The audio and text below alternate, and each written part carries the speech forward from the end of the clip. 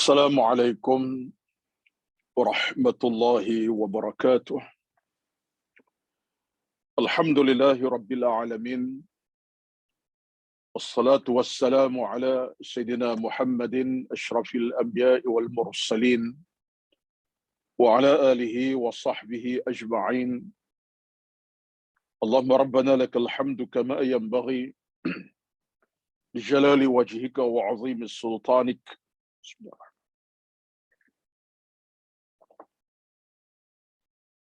Allahumma rabbi shrah li sadri wa yassir li amri wahlul 'uqdatam min lisani yafqahu qawli ya rabbal alamin. Amma ba'd. A'udzu billahi minasy syaithanir rajim. Thumma ila rabbikum marji'ukum fayunabbi'ukum bima kuntum ta'malun. Sadaqallahul azim, yang bermaksud kemudian kepada Tuhan kamu akan kamu dikembalikan. Kemudian kamu akan diberitakan tentang apa yang telah kamu kerjakan, yang kamu amalkan. Az-Zumar ayat yang ke-7. Allah juga berfirman dalam ayat yang lain, Inna ila rabbika ruj'a, sesungguhnya pada Tuhan kamu akan kembali. Surah Al-Alaq ayat yang ke-8. Sadaqallahul azim. Yang berbahagia dan hormati pengurusan program kita pada pagi ini, Kuliah Duha Wasilah, yang dihormati dikasihi seluruh kehadiran para jamaah yang dah mula masuk. Kepada semua diucapkan minal aidin wal faizin, dan belum terlewat untuk ucapkan selamat Aidul Fitr Al-Mubarak hari ke-13 Syawal ini.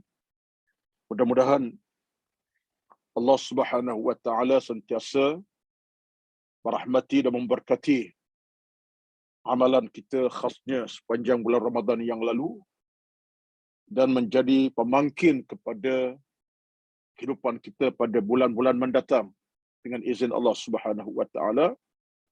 Yang paling utama, kita harapkan kita dapat beristiqamah dengan ilmu, dengan amal, beristiqamah dalam ketakwaan kepada Allah Subhanahu wa taala, beristiqamah untuk bersama ilmu sepanjang waktu dan masa, beristiqamah untuk mempelajari agama dengan konsisten, beristiqamah untuk hidup dalam iman, dan istiqamah kita terus berada dalam redha ilahi, dan mati juga kita dalam keadaan diradai oleh Allah Subhanahu wa taala.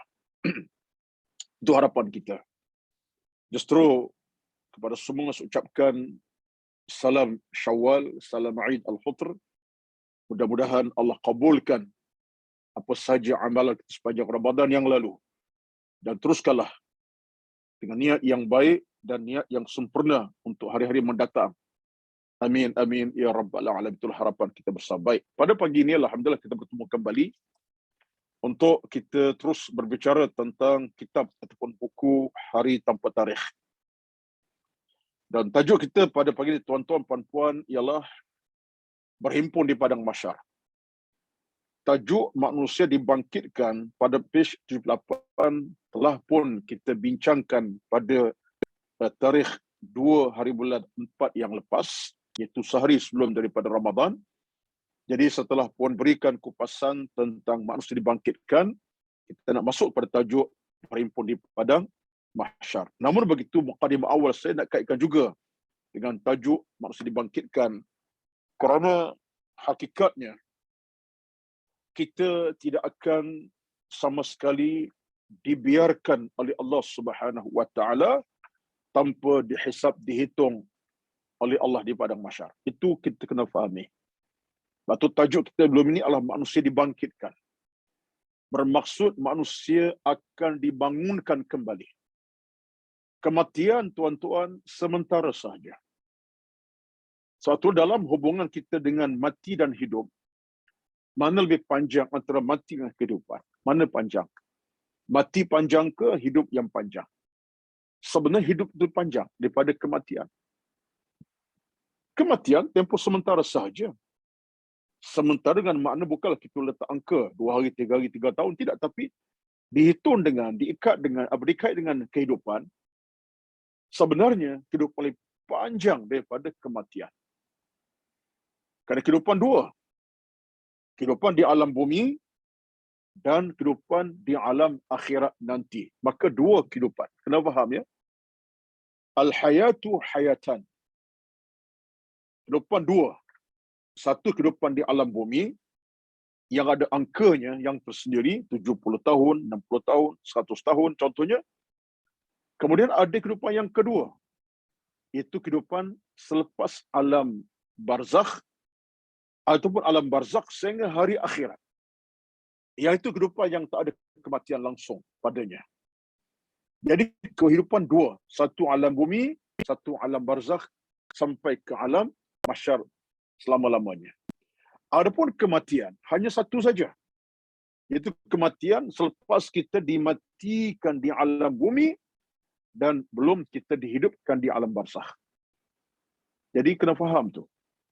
Jadi antara mati hidup lebih panjang usia kematian, usia kehidupan daripada kematian. Jadi ini satu perkara yang kita kena imani, sebab dengan itu kita akan dapat memahami bahawa persiapan untuk hidup dari akhir perlu wajib kita lakukan. Dengan ilmu yang cukup, amal yang cukup, iman yang kental, taqwa yang kokoh dan padu, itu semua persiapan untuk hadapi alam kehidupan selepas alam barzakh dan alam mahsyar nanti. Ini persoalan kita kena fahami. Jadi apa yang sebelum disebutkan secara mukadimahnya, berdasarkan tajuk yang lalu, manusia wajib dibangkitkan semula dengan makna dihidupkan kembali. Untuk apa? 5, untuk apa? Jawapannya ialah untuk disiasat, dihukum, dikeputusan oleh Allah Subhanahu wa taala, diberi hak untuk menerima baik ataupun natijah buruk di sebalik kehidupan dunia yang kita lalui ini. Itu satu peringatan besar kepada diri saya, kepada tuan-tuan, puan-puan, jangan kita lalai. Kerana amat malang kalau ada kalangan kita yang tak berfikir macam itu. Menyebabkan dia hanya beranggapan bahawa dunia ini tempat dia seronok santai. Dia lupa pada hari kehidupan selepas perkematiannya. Itu alam barzakh. Jangan kita lalai dan lupa. Hari ini kadang-kadang ada orang yang lalai. Lupa, leka, cuai. Dia merasakan soal hidup ini segala-galanya. Kematian tak penting mana. Tidak. Kematian itu suatu natijah yang besar, sama ada ke syurga atau ke neraka kemudiannya. Wal'ayazbillah kalau ke neraka. Alhamdulillah kalau kita ke syurga. Baik, maka tajuk hari ini ialah berhimpun di padang mahsyar. Maksud berhimpun ialah kita akan dibawa kepada mahsyar, bentuk perhimpunan yang hanya berlaku dalam situasi yang Allah Maha mengetahui tentangnya. Kenapa? Sebab kata para ulama, situasi mahsyar itu tak ada siapa yang boleh gambarkan kenyataannya dan keadaannya. Kan ia satu padang yang terbuka, tanpa bangunan, tanpa pokok kayu, tanpa tanam-tanaman, tanpa sebarang infrastruktur yang ada di bumi. Kita berimpun di bumi, tuan-tuan, dalam stadium. Binaan canggih, stadium mungkin harga sampai ratusan juta, bilion mungkin, memuatkan 1,000 orang. Berimpun di padang terbuka yang penuh dengan segala kelengkapan, dengan kapet yang begitu cantik, dengan rumput kapet yang begitu menarik. Ya, itu dunia. Tapi di mahsyar nanti, ardul mahsyar disebut sebagai satu tempat yang terbuka, yang sifatnya adalah sifat yang tak dapat kita gambarkan keadaannya, melainkan hanya Allah yang Maha mengetahui. Sebarang pokok tak ada, sebarang batang kayu tak ada, sebarang apa tak, melainkan hanyalah manusia. Lautan jutaan manusia yang berhimpun. Inilah sebagai al-ardu adul masyar, di mana kata Nabi sallallahu alaihi wasallam, hahuna ila hahuna tuhsyarun, di sini kamu akan berhimpun, dihimpunkan oleh Allah Subhanahu wa taala. Cuma ada satu hadis Nabi sallallahu alaihi wasallam menyebut kepada kita, di mana mahsyar itu sebenarnya? Di mana mahsyar? Nabi pernah bayangkan, tuan-tuan sekalian ya, rakan taulan semua, Mahsyar itulah suatu lokasi yang disebut sebagai negeri. Di bumi negeri. Apa dia? Syam. Tanah Syam. Iaitu tanah yang merangkumi negeri-negeri sekarang. Palestin, Iraq, Kuwait dan Jordan. Itu disebut sebagai Ardul Mahsyar. Sebab Nabi pernah sebut dalam hadis. Dari riwayat daripada Al-Imam Bukhari, Nabi sebut, "Hahuna ila hahuna tuhsyarun rukbanan wa musyatan wa tujarruna ala wujuhikum yaumal qiyamati." Nabi tunjuk kepada satu arah. Kata Nabi sallam kepada sahabat, kata Nabi sallam, Nabi sebut kata sahabat, Nabi asyar biyadi ila Syam. Nabi angkat tangan, Nabi kata di sanalah akan datang mahsyar. Kata sahabat, kami faham Nabi tunjuk kepada negara Syam. Negeri Syam ni meliputi siapa tuan-tuan? Negara Jordan, negara Palestin, Iraq, itu adalah Syam. Betullah kita bila sebut Syam ini, tuan-tuan, tanah yang berkat Syria sekarang ni. Ya. Betullah kita kena faham bahawa tanah Syam tanah yang penting untuk dipertahankan. Khasnya bila ada Masjid Al-Aqsa di Palestin. Al-Aqsa di Palestin adalah hak kita. Kiblat pertama orang Islam. Di tanah Syam itu ratusan ribu nabi-nabi telah wafat daripada Bani Israel. Jasad mereka tertanam di bumi Syam, di Palestin khasnya. Termasuklah adanya Masjid Al-Aqsa, masjid pertama dalam Islam yang disebut sebagai kiblat orang Islam pertama. Nabi kita pernah berkiblat ke situ, bahkan nabi-nabi lain pun berkiblat ke Syam, ke Al-Aqsa. Jadi sejarah cukup hebat. Jadi munasabahnya kata para ulama, Nabi tunjukkan tanah Syam sebagai Ardul Mahsyar pada hari mahsyar nanti. Wallahu alam, kita tak perlu nak bincang detail. Yang penting serah kepada ketentuan ilahi, sama ada ia betul-betul tanah Syam sebagai mahsyar ataupun lainnya. Kita tidak dapat nak meletakkan satu kenyataan secara konsisten. Tapi Nabi sebut, itulah tanah Al-Mahsyar, iaitu negara Syam yang sedang kita ada sekarang ini. Satu hari Allah akan ratakan, itulah bumi tempat kita berkumpul. Wallahu a'lam. Baik. Saya tak perlu untuk detailkan dan kita tak perlu untuk mendetailkan tentang hal ini. Yang penting kita yakin kita akan dibangkitkan Allah di satu padang terbuka namanya Al-Mahsyar, ataupun tempat berhimpunnya kita di hari akhirat. Baik. Berhimpun di padang mahsyar. Kita diwajibkan untuk beriman bahawa akan berlaku perhimpunan seluruh manusia di padang mahsyar. Iaitu selepas berlakunya kebangkitan pada alam kubur. Al-Quran menegaskan hal dengan firman Allah Subhanahu wa taala, "Yauma nahsyurul muttaqina ila ar-rahmani wafda wa nasuqul mujrimina ila jahannam wirda." Wa nasuqul mujrimina ila jahannam wirdan. Maknanya, ingatlah Muhammad, hari kami himpunkan orang-orang yang bertakwa menghadap Allah Tuhan Ar-Rahman dengan berpasukan, beramai-ramai. Dan kami akan menghalau orang-orang bersalah ke neraka Jahannam dalam keadaan dahaga yang amat sangat. Baik.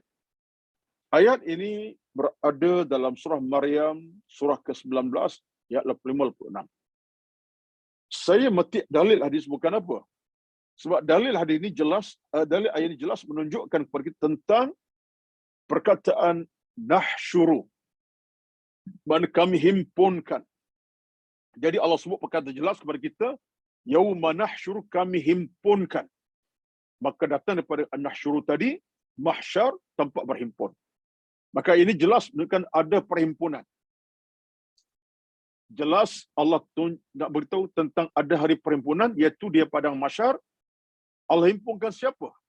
Manusia yang benar dan bersalah, yang baik dan jahat, yang mukmin, yang kufur, yang bersalah, yang bertaubat. Allah himpunkan.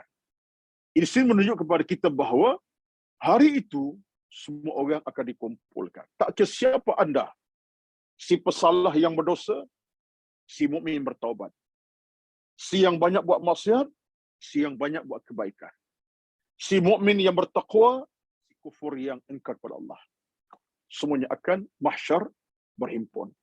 Jadi ini menunjuk bagi kita tuan-tuan, tak ada seorang pun akan bebas daripada berhimpun di padang. Tak ada seorang pun bebas. Tak boleh kita ambil satu sikap, saya nak menjelit tengah-tengah orang ramai, tak nak bertemu Allah, tak nak datang pada masyarakat, tak ada. Kita akan dibangkit setiap orang, baik dan buruk, untuk bertemu di padang mahsyar bersama Allah Subhanahu wa Ta'ala. Ini antara ayat yang jelas. Yang keduanya ialah, ayat jelas kepada kita suatu pemecahan, suatu sifatnya pemecahan dua golongan. Mahsyar ini orang berhimpun, tetapi dua kelompok yang akan berhimpun. Satu kelompok yang mukmin, kelompok yang kedua kufur. Kelompok yang pertama bertakwa, yang kedua kelompok yang kufur. Yang pertama kelompok yang dekat dengan Allah Azza wa Jalla, yang kedua kelompok yang jauh pada Allah Azza wa Jalla. Maknanya yang baik berkumpul, yang jahat berkumpul. Yang benar-benar beriman berkumpul, yang berdosa berkumpul. Sebab itulah ia satu perubahan yang menyatukan manusia. Hanya pada masa itu, di pada mahsyar akan datang keputusan Allah Subhanahu wa Ta'ala. Maka yang beriman akan ke syurga, yang berdosa akan ke neraka. Jadi natijahnya berhimpun tak berhimpun. Dan siapa yang boleh mengambil keputusan untuk jauh daripada berhimpun ataupun pencilkan diri, tak ada. Jangan cakap kosonglah. Saya dah ramai, takkan tak boleh nak celah di tengah-tengah orang sampai tak kena bertemu. Tak ada. Allah punya perhitungan daripada mahsyar atas setiap orang dengan jelas. Tiap-tiap orang akan dipertanggungjawab dengan amal masing-masing. Yang baik, yang jahat, yang benar, yang salah. Ini antara peringatan besar, tuan-tuan, yang wajib kita percayai dan kita imani. Perhimpunan pada mahsyar adalah kemuncak persamaan pertemuan antara seluruh manusia dengan Sang Pencipta. Ya, ia adalah suatu saat kemuncak pertemuan antara kita hamba dengan Allah sebagai Al-Khaliq kita. Kata Al-Imam An-Nawawi rahmatullah tentang ayat ini, saya ambil daripada ayat Tafsir Nawawi, tuan-tuan ya. Kata Nawawi rahmatullah, dia kata apa? Dia kata peristiwa ini nak menunjukkan betapa pertama sekali manusia akan mengiktiraf akan kehebatan Sang Pencipta. Manusia akan mengiktiraf akan keagungan Sang Pencipta, iaitu Al-Khaliq wallah. Itu pertama. Yang kedua, Allah nak tunjuk kepada kita bahawa yang berlakunya ialah kita ini makhluk yang bersifat makhluk selama-lamanya. Dan dia bersifat Al-Khaliq selama-lamanya. Allah buktikan. Rupa-rupanya, akulah pencipta kamu dan kamu adalah orang yang diciptakan aku. Sebab dalam hidup ada orang ingkar menerima Allah Azza wa Jalla. Ada. Kan tak ada, tuan-tuan? Yang tak beriman, yang tak buat kebaikan, buat mungkar. Orang tak beriman dengan Tuhan. Soalnya dia merasakan dia Tuhan alam. Kena ingat tu. Satu seorang manusia yang buat kejahatan, maksiat, anda telah mencabar kekuasaan Tuhan anda Allah Subhanahu wa Ta'ala. Sebab apa? Anda melanggar perintahnya. Ini hukuman daripada Allah Azza wa Jalla kepada kita. Anda melanggar perintah Allah. Jadi seolah anda rasa anda Tuhan bumi. Ya, anda sebagai hamba di bumi. Kenapa anda langgar perintah Allah? Ini orang yang angkuh dengan Tuhan. Hari itu Allah tunjuk. Sang Pencipta aku dan kamu adalah sang makhluk yang lemah, yang hina. Tak ada kekuatan. Jadi, hari mahsyar satu gambar menunjukkan ada Sang Pencipta hebat dan kita makhluk yang hina dina, yang tak ada sebarang kekuatan melainkan hanya serah urusan diri kepada Allah Subhanahu wa Ta'ala. Ingat tuan-tuan, patutlah kita hidup ini jangan kita ambil sikap melawan arus ketentuan Allah Subhanahu wa Ta'ala. Jangan. Allah larang, tinggalkan. Allah perintah, amalkan. Allah suruh, laksanakan. Allah tegah, jauhilah. Ini kita kena usahakan. Sebab di pada mahsyar Allah akan angkat dirinya, kamu hamba aku. Kenapa kamu tak tunai perintah aku? Kenapa kamu lawan perintah aku? Kamu buat benda maksiat dan terlarang. Apa jawapan kita? Kita tak mampu jawab, tuan-tuan. Kita tak akan mampu jawapan pada soalan Tuhan. Melainkan dihukumnya kita dengan yauma nahsyurul wa nasuqul mujrimina ila jahannam wirdan. Sebaca ayat Maryam tadi. Dan semasa kami akan heret manusia yang jak kena neraka dan mereka kena berdahaga amat sangat. Dahaga nak minum tapi tak boleh minum. Air yang panas gelegak nak minum macam mana? Ada paksa minum, ada tak nak minum. Sebab apa? Itulah balasan neraka bagi orang-orang yang engkar kepada Allah SWT. Baik. Digambarkan dalam banyak hadis betapa berlakunya hiruk-piruk dan gegak gempita bagi golongan yang kufur kepada Allah Subhanahu wa taala. Tapi sebaliknya, golongan yang beriman tetap berada dalam keadaan yang tenang dan aman. Walau dalam suasana mencemaskan itu. Keadaan pada masyarakat, tuan-tuan, ialah keadaan hiruk-piruk. Suara tangisan. Suara yang menakutkan. Suara yang begitu menakutkan bagi orang-orang yang dalam keadaan terseksa-diseksa. Bukan diseksa neraka lagi ni. Mahsyar pun menyeksa mereka dengan kepala matahari yang menakutkan. Dengan orang begitu ramai, rapat merapati, dekat mendekati, sampai tak bergerak agaknya. Kepanasan peluh yang menitis, peluh jadi air, sungai mengalir, kemudian membasahi, kemudian jadi airnya panas, menggelegak contohnya. Apa tak berlaku? Berlaku ada yang menyeramkan. Hiruk-piruk gegak gempita, sampai disebutkan dalam banyak Al-Quranul Karim ayat-ayat, Allah menceritakan bagaimana keadaan alam mahsyar yang hingar-bingar. Dalam keadaan yang menakutkan, dalam keadaan yang menggerunkan, khasnya kepada golongan yang tidak beriman kepada Allah Subhanahu wa taala. Ini kepada golongan tak beriman. Bagi golongan jahat, maksiat, mereka itu sana hingar-bingar. Pakaikan suara mereka menangis begitu dahsyat. Tapi bagi orang beriman kepada Allah tidak mendatangkan apa musibah kepada mereka. Mereka seolah ditulikan Allah mendengar benda itu pelik-pelik. Dituli mereka, telinga mereka. Maksudnya Allah tak dengar mereka dengan suara pelik-pelik. Tenang. Seolah orang beriman daripada masyarakat tak ada rasa apa. Tak dengar pun suara ahli syurga, ahli neraka yang meratap. Tak diperdengarkan cerita. Tapi mereka keadaan tenang. Ini satu rahmat tuan-tuan. Maka kita mintalah sekarang kepada Allah Subhanahu wa taala. Allah ya Tuhan kami, berikan kami ketenangan di alam mahsyar kami nanti. Ya Allah, Tuhan kami, jadikan kami jauh daripada hingar-bingar akhirat nanti, ya Allah. Ya Allah, jadikan kami dalam keadaan selamat sejahtera daripada segala bentuk musibah di pada mahsyar. Kami tidak nak mendengari benda-benda yang menakutkan kami. Kami nak gembira. Seronok santai di alam mahsyar sampai alam syurga. Minta tuan-tuan, minta. Kita minta. Udu'uni astajib. Aku doa kepada aku terima rintihan munajat kamu, kata Allah Subhanahu wa taala. Kata Al-Imam Al-Ghazali rahmatullah, dalam hidup ini banyak benda yang kita nak kena sentiasa minta kepada Allah tanpa cuai. Banyak benda yang kita nak kena minta malam siang tanpa cuai kepada Allah Subhanahu wa taala.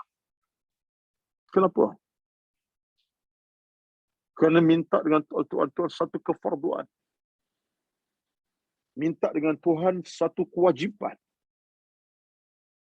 Rintih adalah satu kewajipan. Wajib yang bersifat aini, minta dengan Allah SWT. Apa dalil bukti? Dalam surah Al-Fatihah kita baca. Alhamdulillahi Rabbil Alamin. Ar-Rahmanir Rahim. Maliki Yawmiddin.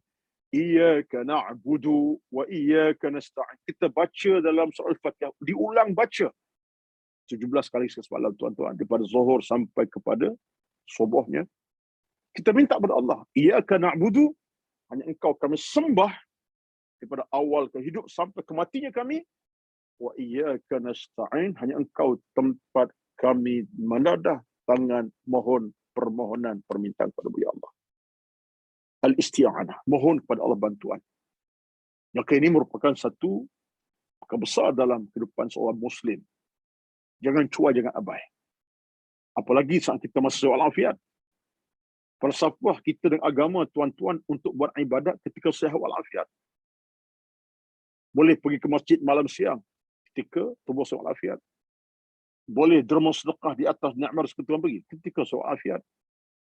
Boleh baca Quran sampai bersurah-surah tiap hari dengan air mata tumpah, contoh atau penyesalan baca Quran. Satu nikmat. Kita boleh bangun duduk solat sembahyang tanpa kita rasa cemas dan cuai dalam urusan solat kita. Seronok. Berdiri tegak, kemudian rukuk dan sujud. Satu nikmat. Kita bersama ahli keluarga makin membesar. Dulu kita 2 orang, kemudian ada 4, kemudian 6, kemudian 10, 12 sekarang. Cucu dah 14, 15 orang contohnya. Nikmat. Kita dapat harta kekayaan masuk dalam kita punya kocek kita. Boleh belanja tuni contohnya. Sedekah, derma untuk makan minum keluarga anak isteri. Nikmat. Segala nikmat. Kita nak sebenarnya Allah kekalkan nikmat itu dalam kan kita beriman kepada nikmat harta, makan, minum, pakai seumpamanya. Maka doa kepada Allah SWT. Allahumma ya muqallibal qulub tsabbit qalbi ala ta'atika. Ya Allah, tolonglah tetapkan aku dalam keimanan kepada-Mu ya Allah. Maksudnya kita minta istiqamah kita dengan ilmu dan amal. Ini kewajipan tuan-tuan yang kita nak kena selesaikan dengan cara berdoa kepada Allah SWT. Itu satu cara. Macam mana kita dapat rahmat daripada sebalik semua itu? Yang kedua ialah bukan dengan berdoa saja. Kita jaga ibadat kita. Ini bab yang nanti kita sentuh nanti. Bab jaga ibadat. Jangan cuak ibadat. Bab solat, bila dapat solat, terus bersolat. Bila sampai masa kita berzakat, bayar zakat. Ketika kita ada, kita nak memberi zakat derma, tolongan segera jangan tanggung-tanggung bab zakat derma. Kita buat silap, terus beristighfar. Ini ibadat jaga baik. Tuan-tuan sekalian. Maka di sini kata para ulama kita, rahmatullahi alal majma'in, ketika itu orang beriman, tenang setenang-tenangnya. Walaupun gegak, gemeta akhirat menakutkan, keluar suara yang pelik-pelik, orang beriman tenang. Kita nak tuan-tuan. Tenang tu kita nak. Relax. Bahasa sekarang relax, borrow. Borrow maknanya relax sajalah. Jangan duduk susah guna. Kadang-kadang rakyat dunia pun tak relax juga tuan-tuan. Resah gelisah. Dengar cerita-cerita yang tak berapa nak sihat tak berapa nak sedap mana. Contoh dengar mak sakit di kampung. Tak kira relax lah, kuil itu. Jiwa tak teram tu, mak sakit di kampung. Contohnya.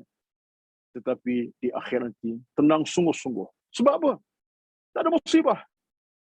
Ahli syurga tak nampak bakaran di neraka. Tak dengar pun laungan neraka. Tak nampak api neraka yang sedang bakar. Sebab Allah tutup semua itu daripada kita. Yang Allah nampak pada kita apa dia? Syurga, syurga, syurga. Minuman, makanan, seronok, santai pakaian. Jadi sebabkan kita fikir yang lain. Kita akan terasa kagum dengan kenikmatan syurga daripada awal sehingga akhirnya sampai kita tak fikir yang lain. Ini nikmat ahli syurga tuan-tuan. Itu belum ke syurga lagi. Itu hanya di atas padang mahsyar yang terbuka. Tapi nikmat nampak dah. Syurga macam mana? Syurga yang cakaplah tuan-tuan. Lebih utama lagi lah. Lepas tu hari ini kita jangan kesampingkan doa munajat kita kepada Allah Subhanahu Wa Taala. Baik tuan-tuan sekalian. Maka kata para ulama kepada kita dengan itu sekejap 78 79 baik. Dengan itu kata para ulama kita ketika itulah berlakunya situasi keadaan di mana seorang hamba yang beriman kepada Allah tenang, yang tak tenang orang-orang yang kufur kepada Allah Subhanahu Wa Taala. Baik. Gambaran ini membayangkan betapa garis pemisah antara manusia dan masyarakat adalah berdasarkan iman dan takwa pada Allah semasa di bumi dahulu. Faham ya tuan-tuan ya? Garis pemisah kita daripada masyarakat amal masing-masing. Tolong faham. Tolong ikat kefahaman tentang hal ini. Sebab ini kata-kata daripada Al-Imam Al-Ghazali seperti kata-kata beliau. Gambaran ini membayangkan betapa garis pemisah antara manusia di padang mahsyar nanti berdasarkan iman dan taqwa. Bukan harta yang banyak, pangkat yang tinggi, kecantikan paras yang handsome, yang kacak, yang lawa, kerana kesihatan badan yang begitu kental, sadul seumpamanya, kerana kehebatan pangkat dia ada, tak ada, tak ada. Semua itu tak ada sedikit pun bantuan kepada kita, melainkan berdasarkan hari itu iman banyak mana, takwa tebal mana yang kita bawa. Iman tara mana kita bawa, dan takwa tebal mana bersama kita. Pada hari itu, iman dan takwa adalah garis pisah manusia. Iman yang telah dipetakkan oleh Ili itu agaknya, merupakan senjata penting yang jadikan kita berbeza dengan orang yang tak beriman. Takwa berbeza kita orang tak bertakwa. Jadi tolong ingat, ini dua pakaian penting kepada kita. Iman perkemaskan, takwa kita kukuhkan. Iman kita padukan, takwa kita perkemaskan. Betullah maka tuan-tuan, iman takwa ni di mana letaknya? Iman takwa ni kalau ikut kepada pandangan Al-Imamul Mawardi, dia kata apa? Iman takwa ini seiring sejalan bila kita mencari kebaikan dalam hidup. Ilmu menambahkan iman. Ilmu menambahkan takwa. Amal saleh menambahkan iman. Amal saleh menambahkan takwa. Istighfar menambahkan iman. Istighfar menambahkan takwa. Kulat duha kita ni menambahkan iman dengan sama-sama. Kulat duha meningkatkan takwa. Jadi semua kerja baik kita tuan-tuan untuk tujuan apa? Iman tingkat dan takwa kita kental. Itu saja. Maka dua-dua ini tolong pegang seperti ini kata-kata daripada Imam Al-Ghazali ni. Saya buat catatan buku saya ni, buku yang tuan ada tak adalah, tapi catatan buku saya ada. Kata Imam Al-Ghazali, gambaran ini bayangkan betul garis pemisah. Garis pemisah. Maksudnya yang boleh membezakan daripada masyarakat antara semua manusia hanya orang beriman bertakwa dan tak beriman tak bertakwa. Tuan-tuan, puan-puan semua, betul iman tolong jaga, takwa tolong belai dengan sebaik-baiknya. Iman tolong semai benih dengan ilmu cukup, amal cukup, kemudian kita bertakwa semai benihkan dengan ketundukan kepada Allah Subhanahu wa taala. Pakaian utama kita baik. Kemudian manusia mula berhimpun pada masyar Allah Subhanahu wa taala. Tajuk kita ialah seperti dilahirkan. Allahu akbar. Apa cerita pula ni? Allahu akbar. Apa cerita pula ni tuan-tuan? Saya nak tengok daripada buku saya ni serta yang lain. Apa keadaan kita akan hadapi pada hari tersebut? Allahu akbar. Cerita ini tuan-tuan, cerita yang saya boleh gambarkan mengejutkan dan menakutkan kita. Cerita ni mengejutkan dia, menakutkan dia. Kenapa? Perhatikan hadis Nabi SAW, seperti dilahirkan. Kita bangkit seperti dilahirkan. Tuan-tuan sekalian, sebab itulah kita bila lahir ke bumi ini, itulah kita di pada masyarakat nanti. Keadaannya, bukan rupa parasnya. Kita di bangsa dibangkit orang tua, bukan kat umur 5 tahun. Ya. Muka kita, muka orang dalam 3 tahun. Pasal syurga khanya. Tapi situasi kita macam dilahirkan. Maksudnya, ghair munta'ilin, ghair libasin, ghair makhtunin. Tanpa kita ini memakai apa selipar di kaki, mana seperti ayam, tanpa berpakaian dan tanpa berkhatam. Ya, tuan-tuan mungkin bercakap dalam kata-kata iklimnya, ya. Itu ketentuan Allah Subhanahu wa taala. Habis Ustaz, kalau tak berpakaian, tak tenteram di pada masyarakat Ustaz, masing-masing tengok orang tak berpakaian aku tak pakaian, laki perempuan pula. Itu kita cakap tentang realiti dunia. Dunia sekarang memanglah nampak orang tak berpakaian di jalan. Contohnya, orang tu berbagi jalan. Mata tertumpu agaknya. Bukan sejam, 2 jam pun tertumpu. Tuan-tuan. Ini masyarakat bukan alam bumi. Alam bumi menyeronokkan sebab tengok orang berbogel. Itu seronok kot, tak tahulah. Ya. Tapi di dalam masyarakat bukan masa kita berseronok. Sebab apa? Ketakutan. Pertemuan lebih mengatasi segala-gala yang lain. Kita akan sebut nanti ada hadis tentang ini pada Aisyah radhiyallahu anha. Kita baca dulu apa kata Nabi hal ini. Dinyatakan bahawa keadaan manusia pada hari itu, pada hari kiamat, mahsyar, samalah seperti keadaan mereka semasa dilahirkan oleh ibu masing-masing, iaitu berkaki ayam, iaitu ghair munta'ilin, bahasa Arab. Bertelanjang, minta maaf sebut dia, ghair ribas, tanpa berpakaian. Ghair makhtunin, dan tidak berkhatan. Maksudnya asal kita, macam mana itulah asal kita, tanpa khatan. Kalau lelaki, perempuan pun sama. Ya, sebab khitan ni disunatkan kepada lelaki perempuan sama. Yang baik. Tuan-tuan sekalian, ia digambarkan oleh Nabi kepada hadis kepada Aisyah radhiyallahu anha. Diriwayatkan bahawa Nabi telah bersabda kepada Aisyah radhiyallahu anha bahawa kata Nabi sallam, dihimpun manusia pada hari kiamat dalam keadaan berkaki ayam, bertelanjang dan tidak berkhatan. Lalu aku berkata, siapa aku Aisyah? Bila Nabi kata dihimpunkan manusia begitu keadaannya, sekian-sekian tadi, Aisyah bertanya Nabi, Rasulullah, kalau begitu manusia dapat melihat aurat orang lain pada hari itu. Maksudnya, orang tu lihat aurat orang tu tengok aurat tu masing-masing. Tak tengok yang dia dah, tengok orang lain lah. Lalu akan timbul rasa malu, segan, aib. Satu soalan menarik pada Aisyah, Rasulullah, kalau begitu teruklah ya Rasulullah. Sampai tahap aurat orang kami nampak dan aurat kami orang nampak. Rasulullah, apa cerita? Tengok tuan-tuan kata Nabi sallam, Nabi jawab dengan jawapan yang cukup dekat untuk kita fikir renung bersama.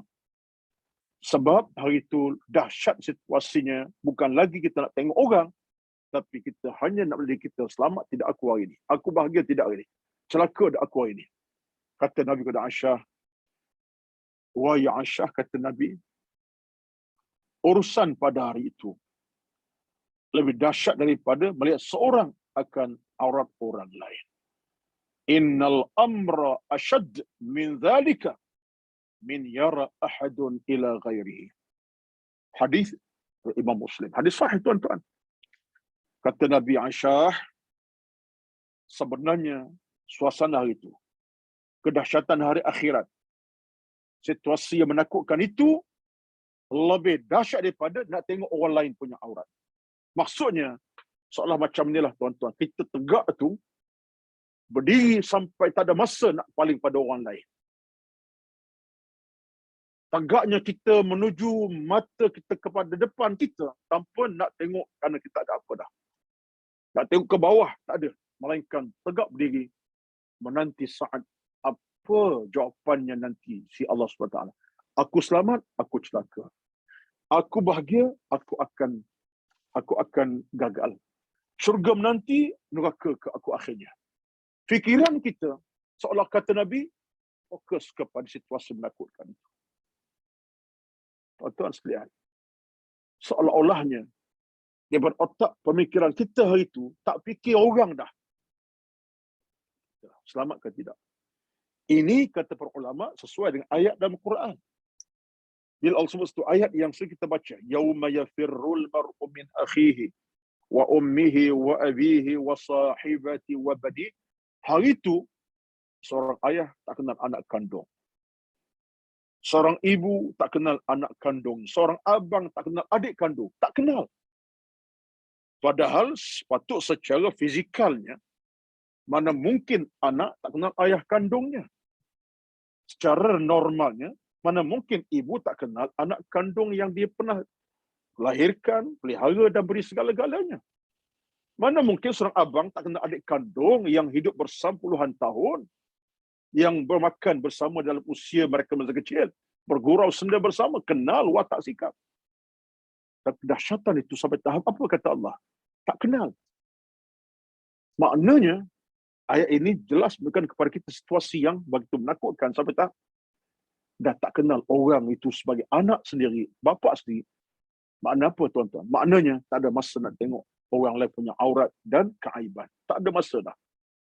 Itu satu. Yang keduanya, Kenapa Allah bangkitkan kita kadang begitu rupa, tanpa berselipar, tanpa berpakaian dalam keadaan tahitan? Kenapa? Nak menunjuk kepada kita, asal kita itulah dia. Asal manusia ini itulah dia. Dalam perut ibunya dikandung 19 hari, lahir ke bumi saja pada hari paginya, malam ke siang, lahir saya ke alam bumi. Tak pernah ada pakaian. Kada tuan-tuan tengok lahir si bayi jam 7 pagi, tengok-tengok dah lengkap dengan pakaian lengkap, dengan baju seluarnya ada ke tuan-tuan? Lahir-lahir lengkap. Kalau lahir lengkap begitu, doktor pun lari tuan-tuan. Saya ingat hospital lari. Sebab apa ni? Pelik budak ni. Keluar depan perut mak je, lengkap. Dengan pakai jenama pemahal sampai 200-300. Saya ingat doktor pun lari. Yang berlaku ialah doktor angkat bayi itu keadaan tak berpakaian. Laki ke perempuan, diangkat bayi yang lahir, itu kepada ayahnya, ibunya, ini anak anda, tahniah, bayi lelaki. Tak ada pakaian. Tak berpakaian. Itu asal kejadian kita. Cuma kita sekarang ada pakaian sebab ini isu aurat kita, kemudiannya yang wajib kita jagai. Sama lelaki perempuan. Tapi hakikatnya ialah itulah kita. Itulah ada orang sebut, ini bahasa manusia sebut, jangan kita sombong tak pasal-pasal dengan hakikat sebagai kita manusia. Jangan sombong. Sebab kita kalau berpakaian mahal sekalipun, mahal kita 1 meter 500 ringgit contohnya. 1 meter sampai 5,000, 4 meter 20,000 pakaian kita. Baju 20,000. Dengan segah. Seluar sampai 2,000. Dengan segah. Kasut sampai 10,000. Segah. Apalagi berlian intan dipakai. Spek saja harga 5,000. Tak payah kita nak angkuh sombong. Apalagi pada orang yang miskin, yang baju harga RM15 di pasar malam. Yang harga seluar dipakai pun lelong di pasar malam. Tak sampai RM10 pun dipakai seluar harga RM10 contohnya. Kita sombong. Anda yang miskin tak perlu nak rasa rendah diri, anda yang kaya jangan rasa bangga. Sebab apa? Hak anda daripada mana? Anda semua miskin kaya daripada insan tak berpakaian dilahirkan oleh ibu anda masing-masing. Sebab itulah sombong bukan akhlak kita. Sombong bukan akhlak seorang beriman kepada Allah. Kerana hebatnya berpakaian mahal. Termasuklah juga tak rasa kita perlu rasa gelisah sampai kadang kita rasa hina-dina sebab kita berpakaian tidak mahal. Macam orang pakaian harga RM10 saja itu pun lelong. Di pasar tani, di pasar malam. Baju pun baju dah comot contohnya. Tak payah tuan-tuan. Yang penting adalah hidupkan kita dengan ilmu dan iman. Tadi takwa tadi. InsyaAllah kita akan percaya. Anda miskin kaya, nilai takwa iman pertama. Jadi ketiganya nak tunjuk pada kita, betapa Allah nak tunjuk pada kita. Ini asal kamu. Dan kamu akan dibangkit semacam kamu asal macam tu. Ini kata Allah SWT. Asal kita tak berpakaian, masalah itulah kita penghujungnya ketika di pada mahsyar nanti. Ini semua ketentuan ilahi dan tidak daripada ketentuan manusia dan tidak semata-mata manusia. Tidak boleh. Tidak begitu. Baik. Kita kata apa tuan-tuan? Itulah kata para ulama rahmatullahi ajma'in. Bila kita dibangkitkan begitu rupa, Syekh Thabit menunjukkan bahawa Allah nak tunjukkan bukti betapa dialah yang maha berkuasa, yang maha esa, yang maha perkasa, yang memiliki segala-galanya. Dan kita pula jangan pandang dengan pandangan yang sinis. Oh, ini Allah nak memalukan aku, tidak. Sebab rasa malu dan perasaan malu memang tidak ada pada hari itu dari sudut sejarah kehidupan manusia. Yang kalau tak berpakai rasa malu, tak ada. So hari itu adalah hari bertemu Allah untuk dihukum oleh Allah Subhanahu Wa Taala. Cuma kena ingat tuan-tuan ya. Tempo berpakaian, tempo tak pakai itu bukan lama. Lama tak lama tak tahulah, tapi kita kata tak lama sebab akhirnya dipakaikan kemudiannya. Cuma itu dia. Cuma dipakai kemudian atas dasar apa? Dasar amalan masing-masing. Ini kita akan tengok nanti, saya rasa kita akan jumpa nanti. Kenyataannya ialah akan dipakaikan kemudiannya oleh Allah Subhanahu Wa Taala pakaian. Orang yang beriman dipakaikan pakaian ahli syurga. dengan intan berlian, sutra yang kasar yang lembut, dengan segala bentuk kemewahan, baju yang mewah, pakaian mewah yang berunsur berlian, permata bercahaya, mewangi. Tengok tuan-tuan, akhirnya ahli syurga. Saya tak baca ayat sekarang, tapi ayat jelas kepada kita. Baca surah Al-Waqi'ah akan jumpa ayat ini. Al-Waqi'ah, jumpa banyak sekali.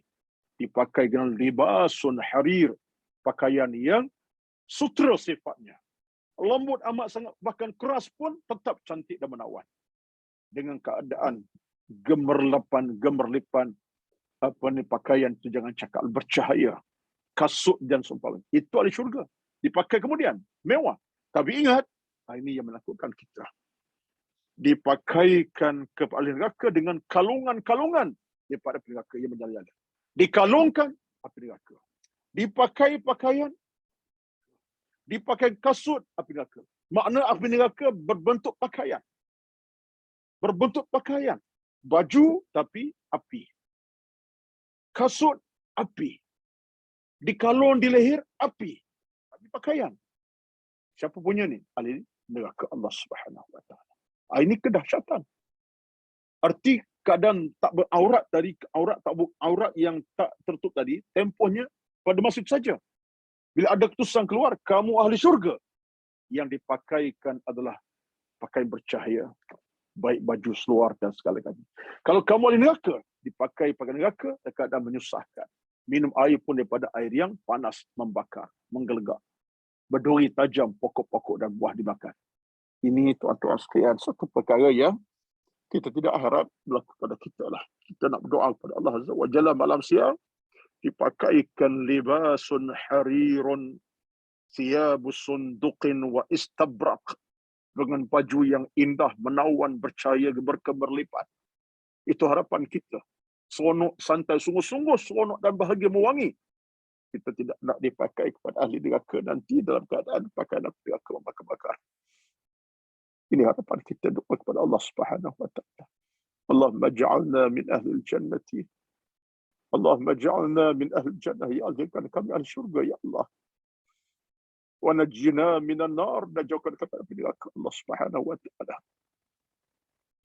Allahumma adkhilna al-jannata ma'al abrar. Ya Allah, masukkan kami ke dalam syurga bersama orang-orang baik kalangan kami.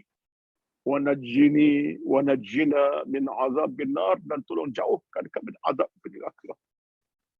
Azab neraka ni tuan-tuan, dia bukan saja api bakar, pakaian ataupun azab dah. Api bakar tu hal, nar jahannam, api bakar. Sekarang ni ahli neraka ni pakaian dipakai pun dah merosakkan segala-galanya. Tak nak pakai tak boleh, dipakaikan. Bukan isu tak pakai tak pakai, dipakaikan. Isunya dipakaikan dengan pakaian menakutkan itu. Tak boleh tolak pakaian itu. Tak usah pakai, terpaksa pakai. Tapi api yang membakar-bakar. Kalau kita dah ambil sikap sinis tentang hal-hal seperti tuan-tuan puan-puan dia. Patutlah kita boleh cakap benda macam ni.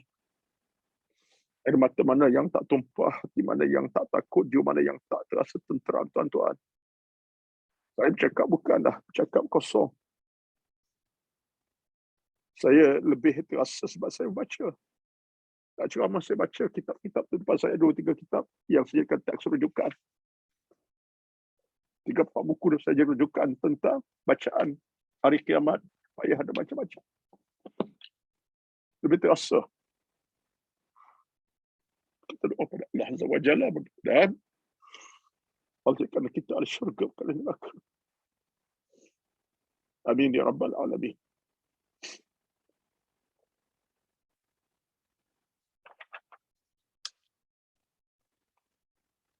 Jadi yang ketiga tadi adalah nak tunjukkan betapa kita asalnya memang tak berpakaian dilahirkan. Itulah kita ketika Allah bangkitkan kita. Itu adalah ketentuan ilahi kepada kita. Dalam gambaran yang lain pula,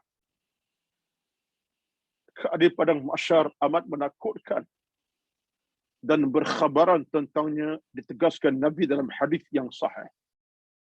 Hadis pada Imam Muslim, Ini nas yang datang daripada Imam Muslim. Saya ambil terjemahan saja dengan makna maksud yang cukup menakutkan. Apa kata Rasulullah pada hari kiamat? Fi yaumil qiyamati tudna asy-syams, akan berada matahari yang menghampiri manusia. Jadilah ia hampir dengan masa sejarat satu jengkal. Sejengkal ni tuan-tuan, sejengkal ni.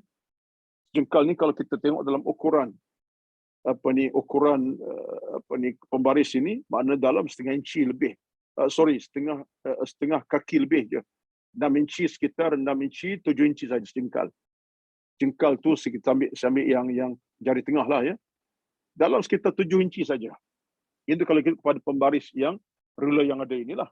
Baik, tuan-tuan. Dalam sekitar sejengkal mata atas kepala. Soalannya, matahari apa pula Ustaz? Kan matahari di soal sebut idza syamsu kuwirat. Matahari sudah pun hancur lebur? Ya benar. Yang lebur hancur adalah matahari bumi. Yang lebur hancur matahari bumi sekarang ini. Kiamat hancur bukit buka, termasuklah gunung ganang, masuk dengan matahari, bulan bintang. Sekarang ini yang disebutkan Nabi ialah matahari hari kiamat. Ada lagi, ya. Ini semua ketentuan ilahi, bukan ketentuan manusia dan Nabi SAW. Jadi ini menggambar ketakutan, kedahsyatan. Hari ini matahari bumi pun berapa jarak jauh, jutaan batu jauh, kita rasa kepanasannya. Tak tahan kita di bawah terikan matahari yang membakar. Boleh tumbang pengsan kita kalau tak kena jaga. Jaraknya berjuta. Saya pun tak ingat angka berapa juta jarak angka dengan matahari. Bayangkan sejengkal atas kepala. Sekitar 6-7 inci. Ini semua kedahsyatan. Allah punya kuasa. Maka siapa lagi yang kita nak sebut malaikat, ya Allah, tolonglah kami, Allah. Jangan jadikan kami tersesat sebegitu, ya Allah. Nabi sebut pada hari kiamat matahari akan hampiri manusia hinggalah jadilah hampir sejengkal. Sekadar sejengkal. Ala qadri mailin. Maksudnya sejengkal atau kurang lebih pada itu. Nabi tak kata tepat, tapi lebih kurang itu kan Nabi bermakna sekitar 6 hingga 7 inci sahaja. Manusia dalam keadaan berpeluh ikut kadar amal masing-masing. Matahari itu memeluhkan kita. Soalan datang. Apa semua orang kena? Ya. Di akhirat akan kena. Cuma berbezanya adalah orang-orang beriman bukan penyaksaan. Seolah matahari itu bukan satu benda yang memanaskan, tapi menenangkan. Ini rahmat. Yang takutnya adalah mati memanaskan. Siapa? Golongan tak beriman. Ini yang menakutkan kita. Jadi orang beriman, tuan-tuan, selamat. Kedahsyatan situasi yang berlaku. Ramai orang, dia bahagia. Situasi orang keadaan begitu susah dengan soal gembira. Dia tenang. Bila orang beriman ni Allah berkeselamatan, jangan bimbanglah. Harga seorang mukmin di sisi Allah mahal harganya. Mereka tak akan diuji semacam diuji kepada orang yang kufur dan ingkar kepada Allah SWT. Kita ini berkaitan orang yang kufur. Kita tak nak jadi golongan yang kufur kepada Allah SWT, tuan-tuan. Tak nak. Kita nak batin iman, bukan batin dekat kufur kepada Allah, batin iman dalam ilmu, dalam taqwa kepada Allah SWT. Lalu peluh itu dalam keadaan kadar amal masing-masing. Ada peluh ke paha, peluh ke kulali macam-macam, satu lutut macam-macam. Dan yang penting ialah baginda sebut dengan detail sampai ke mulut. Ini ikut kepada dosa yang datang. Ada tenggelam. Orang golongan yang tak beriman, tak bertaubat, tenggelam dalam peluh. Peluh tu pula bukannya sejuk. Kepanasan peluh jangan cakap. Hingga riwayat menyebut kepada kita bahawa pada masa itulah ada satu cerita yang lain. Bila matahari makin mendekat dalam keadaan sejengkal atas kepala tadi, kepada orang tak beriman, mereka akan mengatakan, Atishna ya Rabbana fasqina. Atishna ya Rabbana fasqina, maksudnya, wahai Tuhan kami makin dahaga. Rupanya matahari yang panas tadi menyebabkan mereka makin dahaga. Makin dahaga kerana apa? Nak minum air. Lalu mereka kepada Allah, "Aish, ya Tuhan kami," kata mereka, "atashna ya Rabbana." Kami makin dahaga Tuhan, tolonglah. Fasqina, tolong kami air. Jadi dengan matahari panas tadi, menyebabkan si yang berdosa, yang tak bertakwa, yang jahat kufur ni, yang tak beriman ini, bukan kepanasan matahari semata-mata panas membakar, makin dahaga. Lalu ada golongan merayu, "Fasqina, tolong bagi kami minum ya Tuhan, tolong bagi minum, kami nak minum air." Cukup tak apa. Kami tak larat dah. Riwayat sebut daripada Al-Imam Bukhari dan Muslim, Nabi kata apa? "Fayusharu ilaihim ala tariduna fayuhsyaruna ila jahannam ka'anna sarabin yuhtamu ba'daha ba'dan fatisqatun finar." Bila mereka kata kami lapar dahaga, kami nak minum air, lalu mereka tunjuk, "No, tempat kau nak minum nanti. Nak minum boleh, air dalam neraka. Air neraka menanti kau." Maksud apa? Air yang lebih panas lagi. Ini semua kata ulama menunjukkan penyaksaan yang paling maksimum akan dihadapi oleh orang yang dalam keadaan mereka itu berdosa kepada Allah Subhanahu wa taala. Tuan-tuan dan puan-puan, jam 10 pagi dah sampai. Ini waktu daripada saya. Kita kena berhenti di sini. Tapi sebelum saya detailkan akan datang insya-Allah, ada satu hadis yang ringkas. Bagaimana orang beriman dipakaikan pakaian oleh Allah, oleh Nabi, oleh malaikat. Mereka tak akan bertelanjang selama-lamanya, akan dipakai pakaian syurga. Tapi ada hadis menyebut siapa orang pertama dipakai pakaian. Awwalu man yuksa. Orang pertama dipakaikan pakaian dalam keadaan tenang bagi siapa, tuan-tuan? Hadis menyebut, Nabi bersabda, "Ala wa inna awwalan nas yuksa yaumal qiyamati Ibrahim." Dalam hadis daripada Imam Bukhari, Muslim, kata Nabi, orang pertama dipakaikan pakaian yang begitu indah dan menarik di hari akhirat ialah Nabi Ibrahim alaihissalatu wassalam. Ini hadis Nabi sebut. Nabi Ibrahim, tuan-tuan. Kalau Nabi-Nabi kami Muhammad dan kita kemudian. Orang pertama, mesti kita tahu juga. Kata riwayatnya, Nabi Ibrahim orang pertama dipakaikan pakaian ahli syurga di hasyar, di saat mereka dibangkitkan nanti. Wallahu alam.